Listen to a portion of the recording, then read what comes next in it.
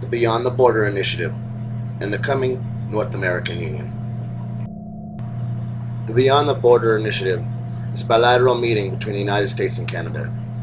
No mainstream media attention has been given to it. The initiative is actually a collection of 29 agreements between the United States and Canada, focusing on perimeter security, border control, and law enforcement. The implementation of these new laws are another step in the erosion of national sovereignty, the formation of the North American Union, and world government. The two countries are embracing a screened once, accepted twice policy, by which goods and people traveling across the border, once accepted into one nation, would be able to travel unhindered into the other, allowing seamless cross-border travel. This plan will move security points to the edge of the continent and to the entry points from overseas.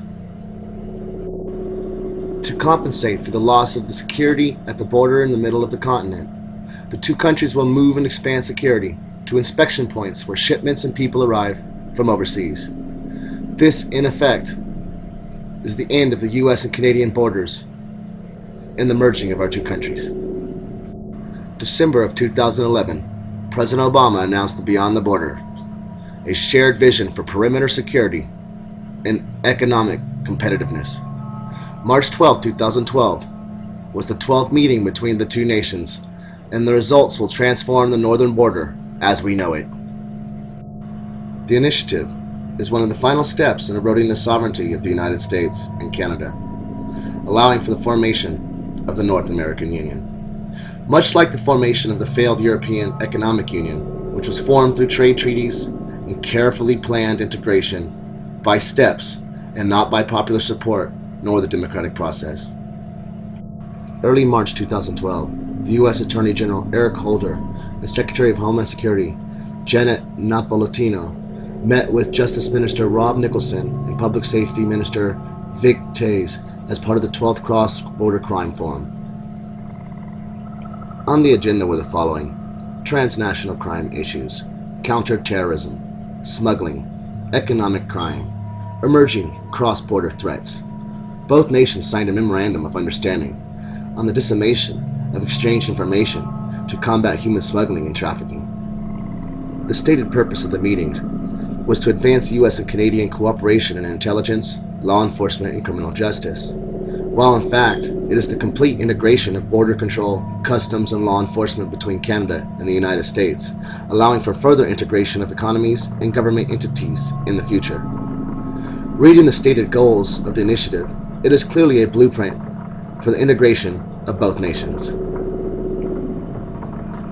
Just a short list of the stated goals were as follows: addressing threats early, developing a common approach to assessing threats and identifying those who pose a risk, on the principle that a threat to either country represents a threat to both, enhance our shared understanding of the threat environment through joint integrated threat assessments, improving our intelligence and national security information sharing, share information and intelligence in support of law enforcement and national security, establish a common approach to screening travelers, share relevant information to improve immigration and border determinations, establish and verify the identities of travelers, and conduct screening at the earliest possible opportunity, establish and coordinate entry and exit information systems, including a system which permits sharing information so that a record of a land entry into one country can be utilized to establish an exit record from the other, invest in improving shared border infrastructure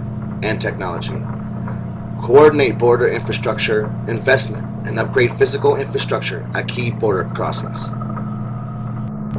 facilitate secure passage and expedite processing through implementing radio frequency identification technology at appropriate crossings, deepen cooperative investigation and prosecution efforts to identify and stop serious offenders and violent criminals, cooperate on national security and transnational criminal investigations, establish national plans and capabilities for emergency management with a focus on chemical, biological, radiological, nuclear, and explosive events, enhance U.S.-Canadian long-term partnership, establish a Beyond the Border Executive Steering Committee to oversee the successful implementation of the action plan, enhance domain awareness in the air, land, and maritime environments, cooperate to counter violent extremism in our two countries, pushing out the border, stopping threats before they arrive, either in Canada or the United States. Mutually recognize passenger baggage screening as new technology is deployed and implemented. Improvement and upgrading of their recording and sharing of biometric data. Establish a common approach to perimeter screening to promote security and border efficiency. Develop a joint statement of joint Canada-United States privacy principles to inform and guide information and intelligence. Sharing under the Beyond Border Action Plan. Integrated cargo security strategy. On top of this, by June 30th, 2012, both countries agreed to develop a common set of required data elements for all modes of transportation for advanced security screening of cargo, including the targeted populations for collections, timing for collections, and what data elements are needed as a common set of elements for collection. When this is all examined together, it is clearly the removal of national borders and the merging of Canada and the U.S. infrastructure for the unification of North America. The goals go on, and all read as a perfect blueprint for the further integration and loss of sovereignty for both nations. That's not the case according to the Prime Minister, though. No loss of sovereignty is contemplated by either of our governments. These agreements create a new, modern border for a new century. Together they represent the most significant steps forward in Canada-U.S. cooperation since the North American Free Trade Agreement. Just a few quotes from Prime Minister Harper. Do you believe him? Was NAFTA a good thing for our economies? Here's a further quote. However, every rule needs a reason. Where no adequate reason exists for a rule or standard, and that rule hinders us from doing business on both sides of the border, then that rule needs to be re-examined.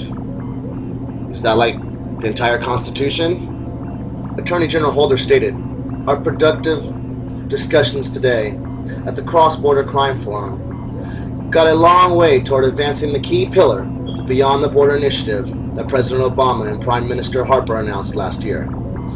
Integrated law enforcement that adds value to our relationship by leveraging shared resources, improving information sharing, and increasing coordination of efforts.